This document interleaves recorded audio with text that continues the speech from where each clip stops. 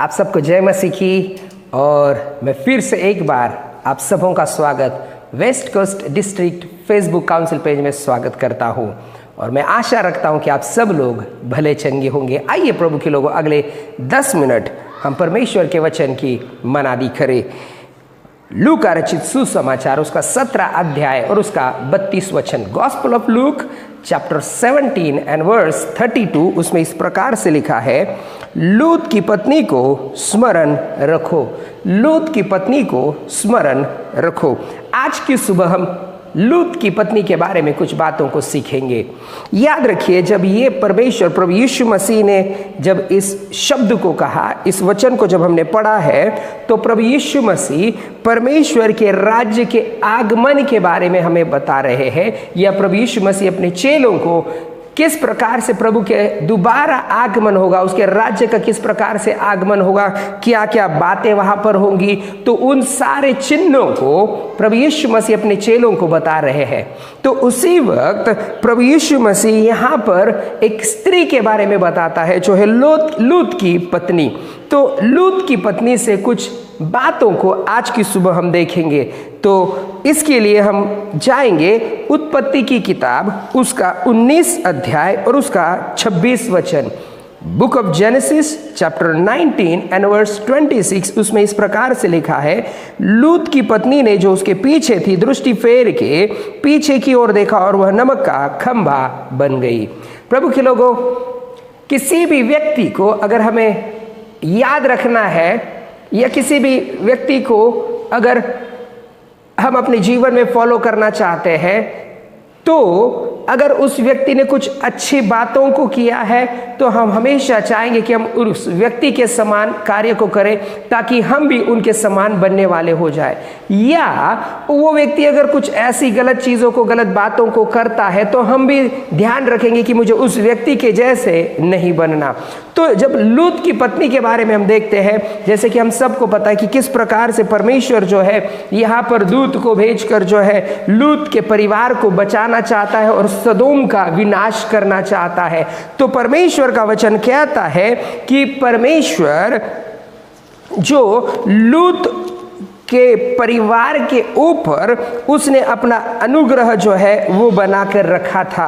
याद रखिए, परमेश्वर चाहता था कि इस पूरे सदोम नगर में जो है वो सब लोग पाप में गिरे हुए, सब लोग अनैतिकता में गिरे हुए और परमेश्वर उनका नाश करना चाहता है। लेकिन परमेश्वर का अनुग्रह लूत के परिवार पर था, इसीलिए परमेश्वर लूत के परिवार को कुछ समय देता है कि उस समय में लूत किसी ऐसी जगह पर भाग जाए जहां पर वो अपने प्राण को बचाकर रख सकता है। वचन 13 में लिखा है, 19 के 13 में, क्योंकि हम यह स्थान नष्ट करने पर है इसलिए उसकी चिल्लाहट यहोवा के सम्मुख बढ़ गई है और यहोवा ने हमें इसका सत्यानाश करने के लिए भेजा है। और परमेश्वर का वचन कहता है उसके आगे कि लूत ने निकलकर अपने दामादों को, अपनी बेटियों को जिनकी सगाई हुई थी, सब लोगों को जो है वहां से लेकर जाना चाहा, लेकिन अपने दामादों की दृष्टि में वह ठट्ठा करने वाला जान पड़ा। लेकिन परमेश्वर के लोगों, लूत को एक बात पता थी कि परमेश्वर इस कार्य को करने जा रहा है। तो लूत की पत्नी के बारे में हम कुछ चीजें सीखते हैं। क्यों वो नमक का खंभा बन गई? पहली बात, अनाज्ञाकारिता। क्योंकि परमेश्वर का वचन कहता है वचन 17 में, और ऐसा हुआ कि जब उन्होंने उनको बाहर निकाला तब कहा, अपना प्राण लेकर भाग जा, पीछे की ओर न ताकना, पीछे की ओर न ताकना। और हम 26 में पढ़ा था कि पत्नी जो लूत की पत्नी जो थी, जो पीछे की ओर दृष्टि फेर कर पीछे की ओर देख रही थी। देखिए, पहली बात, लूत की पत्नी ने परमेश्वर की आज्ञा को नहीं माना, क्योंकि परमेश्वर के दूतों ने कहा था या परमेश्वर ने कहा था कि तुम आगे की ओर देखकर भागो, अपने प्राण को बचाओ। लेकिन ये स्त्री आगे की ओर देखते देखते पीछे की ओर उसने देख रही है पीछे कि क्या हो रहा है। प्रभु के लोगों, कई बार हमारे जीवन में हम परमेश्वर की आज्ञा को जब नहीं मानते, तब हम परमेश्वर की ओर से जो दंड कहिए या परमेश्वर की ओर से जो हानि कहिए, उसको हम अपने जीवन में अपनाते हैं। प्रभु के लोगों, अगर याद करिए, अगर या सोचिए, कल्पना करिए कि अगर लूत की पत्नी भी पीछे मुड़कर नहीं देखती और वो जिस प्रकार से लूत और उसकी बेटियां जो है वो आगे की ओर देखकर भाग रही है, वो भी अगर भागती तो वो नमक का खंबा नहीं बनती या वो बच जाती। प्रभु के लोगों, कई बार हमारे जीवन में परमेश्वर हमें साधारण बातों के लिए आज्ञा मानना सिखाता है, लेकिन कई बार हमारी अनाज्ञाकारिता की वजह से हम परमेश्वर की बड़ी बड़ी आशीषों को हमारे जीवन में खो देते हैं। परमेश्वर लूत के परिवार से प्रेम करता था, इसलिए वो पूरे परिवार को बचाना चाहता था, लेकिन उस स्त्री ने आज्ञा को नहीं माना और वो नमक का खंबा बन गई। दूसरी बात, क्यों हमें लूत की पत्नी को स्मरण रखना है? वो पीछे मुड़कर शायद देख रही होगी कि मेरे उस शहर का क्या हो रहा है। ओ परमेश्वर, सब कुछ नष्ट करने पर है, कोई बात नहीं, हम आगे जा रहे हैं, लेकिन प्रभु मैं देखना चाहती हूँ कि तू किस प्रकार से उस शहर को नष्ट करना चाहता है, या मेरे शहर के बारे में, जहाँ पर मैं बड़ी हुई या जहाँ पर मैं रह रही थी, वहाँ पर क्या हो रहा है। प्रभु के लोगों, कई बार हमारे जीवन में हम लोगों के जीवन के बारे में इतना सोचते हैं, उसके बारे में इतना व्यस्त हो जाते हैं कि परमेश्वर जो बातें आपके लिए और मेरे लिए करना चाहता है वो नहीं कर पाता, क्योंकि हम अपने से ज़्यादा लोगों के जीवन में क्या हो रहा है उसमें ज्यादा रुचि रखते हैं।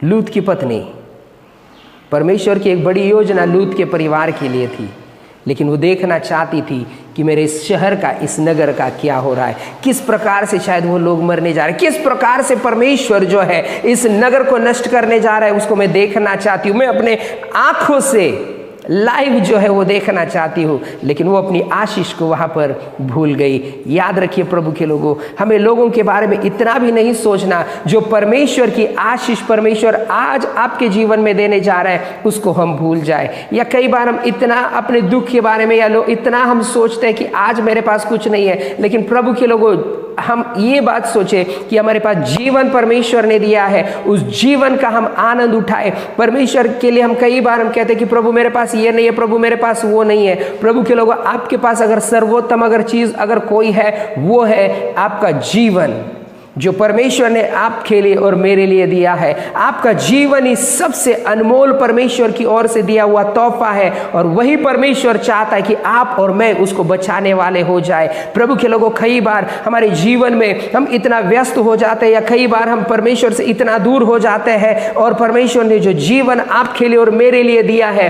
उसको हम भूल जाते हैं। तीसरी बात अगर मैं सोच सकता हूं कि क्यों लूत की पत्नी नमक का खंबा बन गई, वो ये था कि उसका अपने घर के लिए या अपने जो चीज़ें हैं, जो वस्तुएं हैं, उसके प्रति जो प्रेम जो था वो उसको नमक का खंबा बना दी गई। उसने सोचा होगा कि अरे मेरे पास तो इतना भी समय नहीं मिला कि मैं मेरे साथ कुछ पैसे लेकर भागूं, कुछ कपड़े लेकर भागूं, कुछ अपना सामान, कीमती सामान लेकर मैं जाऊं। क्योंकि दूतों ने हमें तो बोला कि अपना प्राण बचाकर भागो दूर, क्योंकि तुम बचाए जाओगे। और यहाँ पर तो मैंने मेरा पूरा जीवन व्यस्त कर दिया, वहाँ पर मैंने पूरा जीवन की मेरी पूंजी जो है वो वहाँ पर ही मैं पीछे छोड़कर कैसे जा सकती हूँ। इसलिए शायद वो पीछे मुड़कर देख रही थी, और प्रभु के लोगों वो नमक का खंबा बन गई। कई बार हमारे जीवन में हमने कमाया है, हमारे जो संसार में जो भी हमारा स्टेटस है, हम उसको संभालना चाहते हैं, लेकिन प्रभु के लोगों, परमेश्वर उससे भी बढ़कर आपके लिए और मेरे लिए आशीषों को देना चाहता है। याद रखिए, उसने सोचा होगा, जैसे कि हमें बाइबल भी बताती है, लूत जो है वो अमीर व्यक्ति था, लूत के पास धन संपत्ति थी, लेकिन एक वक्त परमेश्वर ने कहा कि तू ये सब कुछ छोड़कर भाग जा। वो लूत तो भाग गया। लूत को अपने जान की पड़ी है कि मैं कैसी भी प्रकार से मैं अपने प्राण को बचाकर रखना चाहता हूं, लेकिन लूत की पत्नी मैंने मेरे कीमती सामान पीछे छोड़ दिया, पीछे मुड़कर देखा और नमक का खंबा बन गई। प्रभु के लोगों, परमेश्वर का वचन कहता है संसारिक बातों से प्रेम रखना या संसार से प्रेम रखना, इसका मतलब हम परमेश्वर से बैर रखते हैं। प्रभु के लोगों, याद रखिए, परमेश्वर की एक बड़ी योजना लूत और उसके परिवार के लिए थी, लेकिन अनाज्ञाकारिता, लूत की पत्नी की अनाज्ञाकारिता, लूत की पत्नी की जिज्ञासा कि मेरे शहर को क्या हो रहा है, और अपने चीज़ों के प्रति प्रेम जो है उसको नमक का खंबा बना दी गई, या हम समझ सकते हैं कि वो वहाँ पर खत्म हो गई। प्रभु के लोगों, याद रखिए, अगर आपके जीवन में कभी भी आपने परमेश्वर की अनाज्ञाकारिता किया है, आज्ञा नहीं माना है, या कई बार आप परमेश्वर से संसार से ज़्यादा प्रेम कर रहे हैं या परमेश्वर से अधिक आप अपनी चीज़ों से प्रेम करते हैं, याद रखिए आप अपने जीवन को बदलिए, क्योंकि परमेश्वर आपसे प्रेम करता है और इसीलिए उसने अपना एकलौता बेटा प्रभु यीशु मसीह संसार में भेजा कि हमारे जीवन की जो अनाज्ञाकारिता है, जो परमेश्वर के प्रति जो हमने आज्ञाओं को नहीं माना, वो सब कुछ परमेश्वर प्रभु यीशु मसीह आपसे और मुझसे दूर करके एक नया जीवन देना चाहता है। प्रभु यीशु मसीह कहता है, लूत की पत्नी को स्मरण रखो। याद रखिए प्रभु के लोगों, परमेश्वर ने एक वार्निंग आपको और मुझे दे दी दिया है।